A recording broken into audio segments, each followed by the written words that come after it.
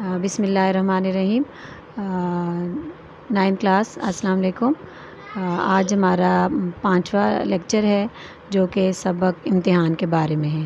امتحان کے مصنف مرزا فرت اللہ بیگ ہیں، تو سب سے پہلے تھوڑا ان کے بارے میں جاننے کی کوشش کرتے ہیں کہ مرزا فرت اللہ بیگ 1883 کو دہلی میں پیدا ہوئے۔ وہاں کے مقامی اسکول سے اپنے ابتدائی تعلیم حاصل کی اور سینٹ اسٹیفنس کالج سے BA کیا۔ آپ کو طالب علمی کے زمانے میں ہی ڈرامے اور کرکٹ کا بہت شوق تھا۔ 1907 میں حیدرآباد میں منتقل ہو گئے اور وہاں پہ پہلے محکمہ تعلیم اور پھر محکمہ عدالت سے وابستہ رہے۔ آپ کا شمار اردو کے صاحب طرز مزاح نگاروں میں ہوتا ہے۔ آپ کی شہرت کا آغاز 1928 میں ہوا جب آپ کا پہلا مضمون نذیر احمد کی کہانی کچھ ان کی کچھ میری زبانی شائع ہوا اور یہی آپ کی ادبی شہرت کا سنگ بنیاد ٹھہرا۔ پہلے آپ مرزا علم نشرحلہ کے قلمی نام سے مضامین لکھتے تھے اور اس کے بعد آپ نے اپنا جو ہے نام کے سے مضامین لکھنے شروع کر دیے اور بہت ہی کم عرصے میں آپ کی زبان دانی اور مزاح کا سکہ جو ہے وہ حیدرآباد میں چلنے لگا اور آپ کے ادبی ذوق کو بہت پذیرائی ہوئی۔ آپ نے مشاعروں میں بھی اپنے مضامین جو ہے وہ پیش کیے۔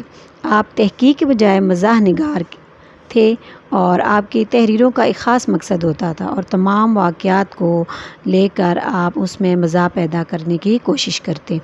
آپ کی تصانیف پھول والوں کی سیر اور دلی کا ایک یادگار مشاعرہ مشہور ہے اور آپ کے باقی تمام مضامین فرد کے نام سے شائع ہو چکے ہیں۔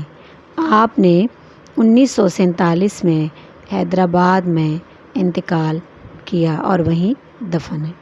اب اپنے سبق کی طرف آتے ہیں۔ امتحان جیسا کہ آپ نام سے ہی سمجھ گئے ہوں گے کہ امتحان جو بھی ہم پڑھتے ہیں تو سال کے بعد اس تمام پڑھے ہوئے کا امتحان لیا جاتا ہے۔ تو آج مصنف جو ہے وہ اسی بارے میں آپ کو بتا رہے ہیں کہ لوگ امتحان سے گھبراتے ہیں، لیکن میرے نزدیک امتحان کی 2 ہی صورتیں ہیں، پاس یا فیل۔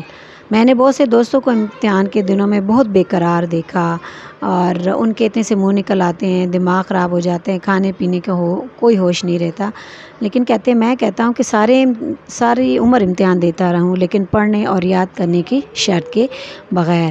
میں نے 2 سال میں لا کلاس کا کورس مکمل کیا۔ منشی صاحب دوست تھے، اسی وجہ سے حاضری لگ جاتی تھی اور میں دوستوں کے ساتھ آرام سے گھومتا پھرتا۔ والد صاحب خوش تھے کہ مجھے پڑھنے کا شوق ہے اور ایک دن میں بڑا وکیل بن جاؤں گا۔ 2 سال جلد ہی گزر گئے، امتحان سر پہ آ گیا۔ میں نے امتحان کی تیاری کے لیے الگ کمرے کا مطالبہ کیا تو والدہ صاحبہ نے وہ بھی پورا کر دیا۔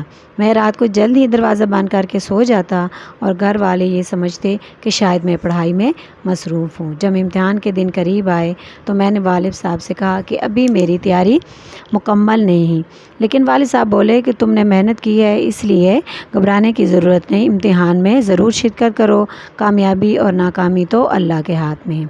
مقررہ دن میں کمرے امتحان پہنچا تو میرے ذہن میں 2 خیال تھے کہ مجھے کمرے امتحان میں امدادی غیبی میسر آئے گی یا کوئی شریف نگران مجھے پرچہ حل کرا دے گا یا کسی کم حیثیت ملازم کو انعام کا لالچ دے کر میں اپنا پرچہ ہی کسی اچھے طالب علم کے پرچے سے تبدیل کروا لوں۔ مجھے بیٹھنے کی جگہ نہیں مل رہی تھی۔ میں نے اس نگران سے پوچھا تو وہ مجھے خود میری جگہ پر چھوڑ آئے۔ میں سمجھا کہ یہ شریف آدمی ہے اس لیے ضرور میری مدد کرے گا۔ جب پرچہ تقسیم ہوا تو سارا پرچہ پڑھنے کے بعد بھی مجھے پتہ نہ چل سکا کہ یہ کس مضمون کا ہے۔ میں نے نگران سے پوچھا تو اس نے مجھے بتائے بغیر عنوان پر انگلی رکھ دی۔ تب معلوم ہوا کہ یہ اصولی قانون کا پرچہ ہے۔ میں نے اپنے برابر والے سے پوچھنے کی کوشش کی تو گارڈ صاحب نے کہا کہ جناب اپنے پرچے پہ نظر رکھیے۔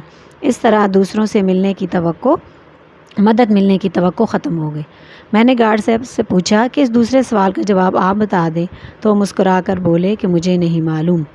تو ایسے حالات میں پرچے کے 6 گھنٹے گزارنے بہت مشکل تھے۔ میں تو آدھے گھنٹے بعد ہی کمرے جماعت سے باہر آنا چاہتا تھا، مگر کیا کروں، والد صاحب روزانہ 11 بجے آ کر باہر بیٹھ جاتے تھے۔ میں نے والد صاحب سے پرچے کی سختی کی شکایت کی لیکن والد صاحب مجھے تسلی دی۔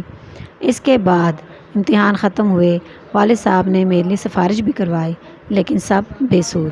ممتحن نے سفارش ماننے سے انکار کر دیا۔ جب نتیجہ آیا تو میں سارے مضامین میں فیل ہوا اور صرف 2 نمبر حاصل کیے۔ والد صاحب نے ممتحنوں کو برا بھلا کہا اور مجھے سمجھایا کہ اس سال نہیں تو آئندہ سال دوبارہ امتحان دینا۔ اس طرح مجھے ایک اور سال فرصت سے گزارنے کا موقع ملا۔ مصنف مرزا ادیب مرزا فرت اللہ بیگ جو ہے وہ ایک مایہ ناز ادیب ہے، اور وہ اپنے اس مضمون کے ذریعے ہمیں یہ بتا رہے ہیں کہ امتحان میں کامیابی کے لیے جو شرط لازم ہے وہ صرف اور صرف محنت ہے۔ جو طالب علم محنت سے جی چراتا ہے اور دیگر آسان ذرائع اپنا کر کامیابی حاصل کرنا چاہتا ہے وہ ہمیشہ ناکامی اور شرمندگی کا سامنا کرتے ہیں، اور جو طالب علم اپنے گھر والوں کو دھوکے میں رکھ کر کتابوں کو ہاتھ بھی نہیں لگاتا وہ امتحان میں ناکام اور نامراد ٹھہرتا ہے۔ اس لیے ہمیں چاہیے کہ محنت کو اپنا اوڑھنا بچھونا بنائیں تاکہ کامیابیاں ہمارے قدم چومیں۔ طلبہ اب ذرا سبق کے کچھ مشکل الفاظ کی طرف آتے ہیں جو میں آپ کو بتا رہی ہوں۔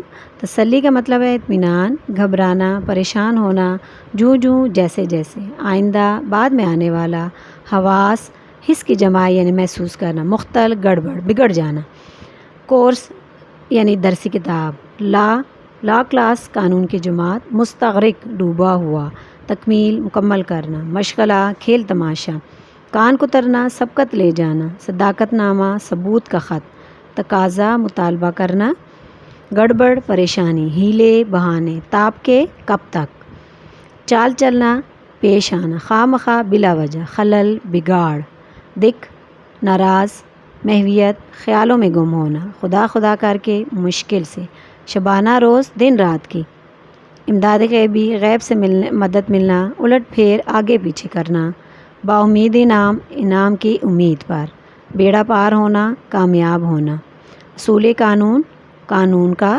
قاعدہ، محویت خیالوں میں گم ہونا، سکہ بٹانا جم جانا، تقدیر مقدر، ہراساں ڈرا ہوا، مقام امتحان دینے کی جگہ، عند الموقع یعنی عین موقع پر، عمدم بسر مطلب کا مطلب ہے مطلب کی بات پر آنا، خانہ پوری کرنا اندراج کرنا، مقنن قانون بنانے والا، تاڑنا کسی کو نظر میں رکھنا، بلائے ناگہانی اچانک آنے والی مصیبت، منقطع ہونا ٹوٹ جانا، کتب ہونا یعنی جم جانا ساکت ہو جانا، قلبی نفرت دل سے نفرت، قہری درویش برجانے درویش یعنی غریب کا غصہ اپنے اوپر ہی چلتا ہے۔